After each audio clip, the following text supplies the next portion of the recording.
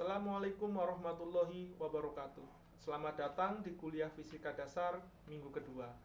Seperti yang saya sampaikan minggu kemarin ya pada kuliah pertama, bahwasanya pada minggu kedua ini kita akan belajar menggunakan dua metode. Yang pertama adalah asinkron dan yang kedua adalah sinkron.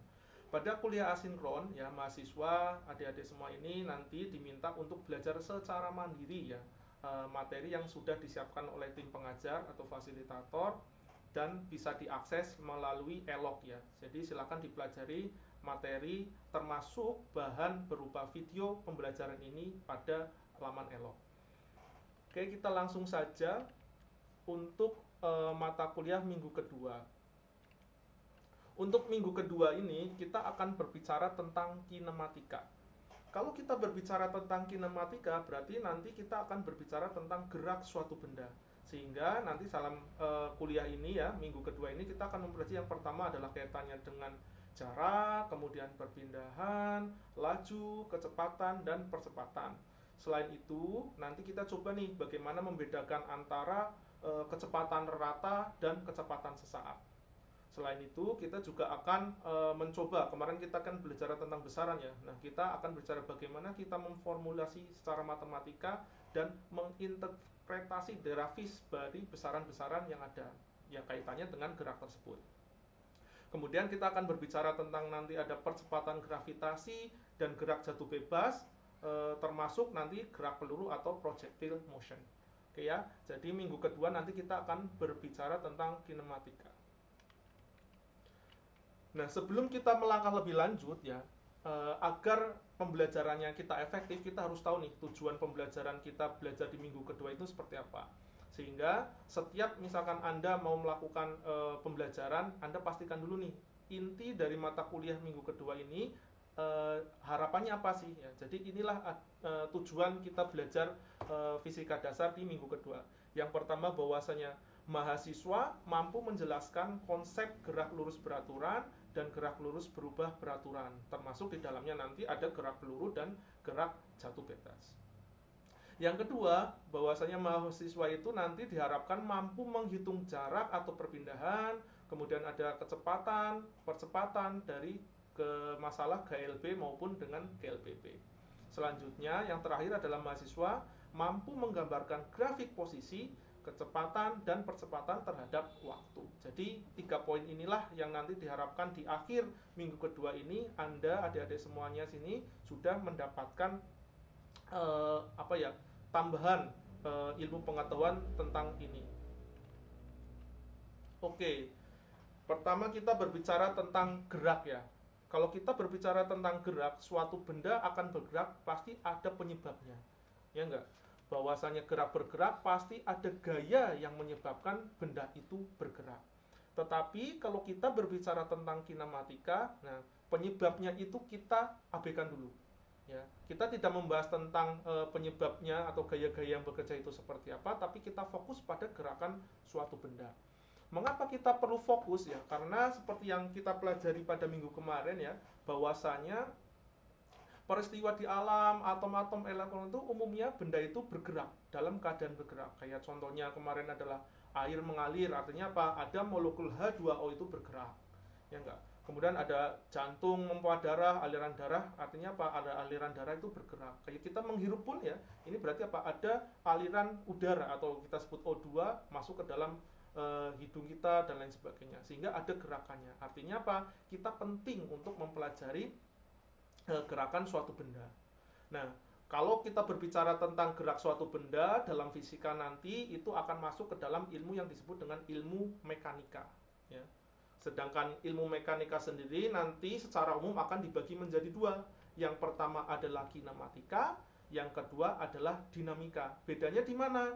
Kalau kita berbicara tentang kinematika, artinya apa? Kita mempelajari gerak suatu benda, tapi kita cukup memperhatikan gerakannya saja, artinya apa? Tanpa memperhatikan penyebabnya. Kalau kita berbicara tentang dinamika, nah kita selain berbicara tentang gerak, tapi kita fokus juga tentang apa? Gaya-gaya yang bekerja seperti gaya-gaya yang bekerja itu seperti apa?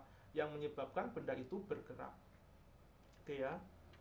Sehingga nanti kinematika kita akan bahas di minggu ini, tapi untuk dinamika, nah itu adalah next phase-nya. Jadi untuk minggu ketiga dan minggu keempat nanti kita akan berbicara tentang dinamika atau mengapa sih benda itu bisa bergerak. Tapi untuk minggu kedua ini kita fokus pada kinematikanya dulu. Oke, minggu kemarin kita belajar tentang besaran ya, bahwasanya besaran nanti ada dua, yaitu ada besaran vektor dan juga besaran skalar. Ya, kemarin sudah dibahas bersama bahwasanya besaran vektor selain memiliki nilai besarnya berapa, tapi dia juga memiliki arahnya. Sedangkan kalau skalar dia tidak memiliki arah, hanya cukup berapa besarnya berapa. Nah, ini bisa lihat di sini ya, ada besaran percepatan, laju, jarak, perpindahan, kecepatan maupun jarak tempuh ya. Coba Anda kelompokkan ke dalam mana sih yang kelompok besaran vektor dan mana besaran skalar. Nanti pada ketemuan sinkron di kelas ya, kita akan berbicara lebih lanjut tentang hal ini. Oke, kita masuk ke dalam soal ya, kayak contoh pembahasan. Nah, kita pertama adalah berbicara tentang jarak dan perpindahan. Kalau kita berbicara tentang perpindahan, maka kita akan berbicara tentang apa? Perpindahan. Artinya apa? Ada perubahan posisi, ya. Sehingga ada posisinya dari mana? Posisi awal dan posisi akhir. Nah, kita bisa lihat contoh kasus di sini, ada seorang ibu guru yang bergerak menuju papan tulis untuk menulis di papan tulis. Di sini ibu guru ini dari posisi awal ya, posisi awalnya kita sebut sebagai x0 ya, kita asumsikan x0 ya, ini posisinya pada posisi 1,5 meter. Kemudian ibu itu bergerak ke kanan ya, pada posisi 3,5 meter. Nah, kata kunci kalau kita bisa menghitung perpindahan, kita harus ada referensi poin ya. Nah, kita bisa lihat bahwasanya x0 itu sebagai awal, sebagai referensi poin. Yang kedua, kita harus ada namanya perjanjian ya. Karena kita ada arah ya, arah kemarin kan sudah kita bahas ya, untuk masalah vektor selain memiliki besar tapi juga memiliki arah. Nah, kita bisa memisalkan secara umum, misalkan kalau dia geraknya ke kanan berarti arahnya nilainya adalah positif. Kalau ke kiri kita asumsikan negatif. Ya, seperti itu.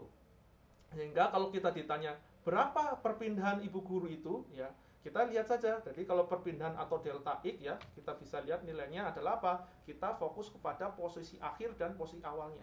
Sehingga kita tinggal masukkan aja berapa XF-nya atau posisi akhirnya dan berapa nilai posisi awalnya. Nilai XM-nya kita masukkan tadi ya 3,5, kemudian apa? X0-nya 1,5.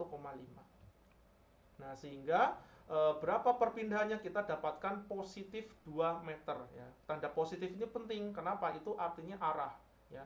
Atau kita sebisa tuliskan atau delta X-nya sama dengan 2 meter ke arah kanan ya. Karena tadi kita sudah mengasumsikan kalau positif itu artinya ke arah kanan. Kemudian berapa jaraknya ya.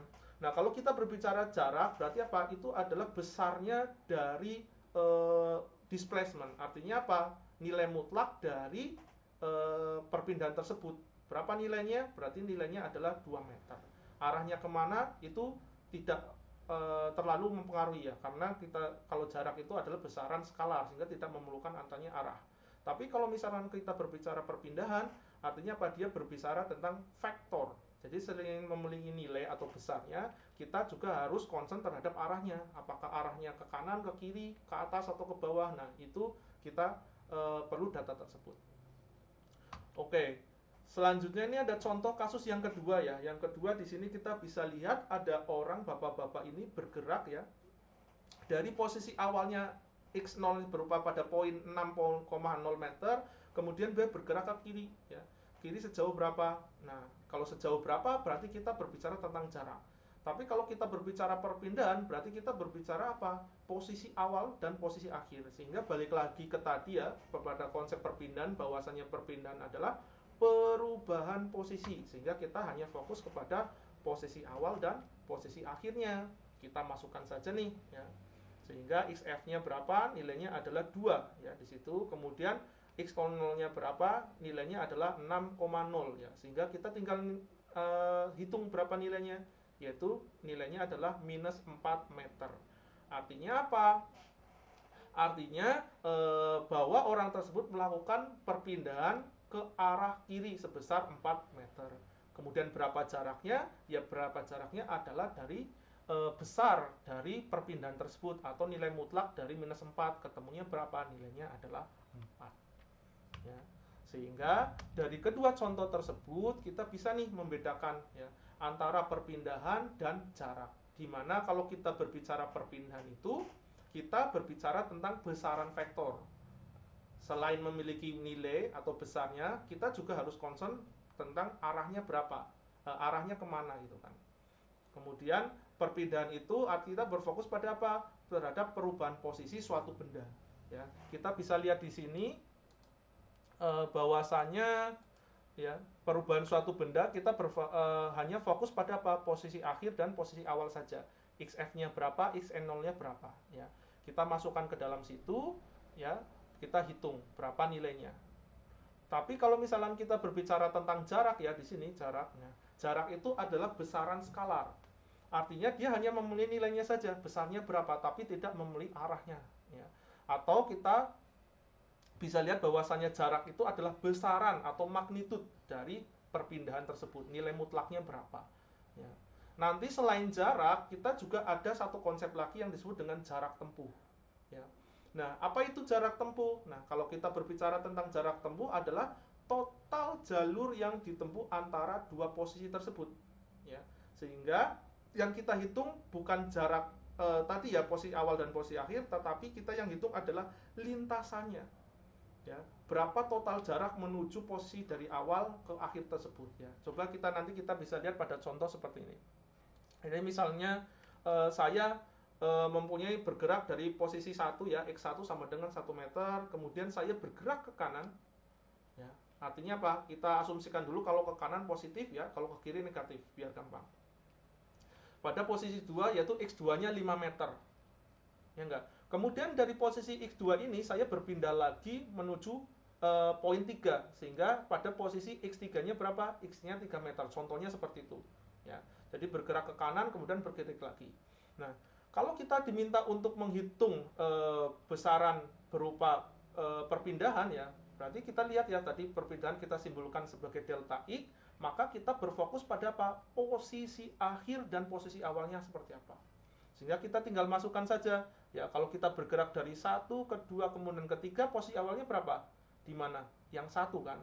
Nah, kemudian posisi akhirnya mana? Di 3. Sehingga kita tinggal masukkan berapa posisinya. Sehingga XF-nya adalah X akhirnya itu nilainya adalah 3 ya.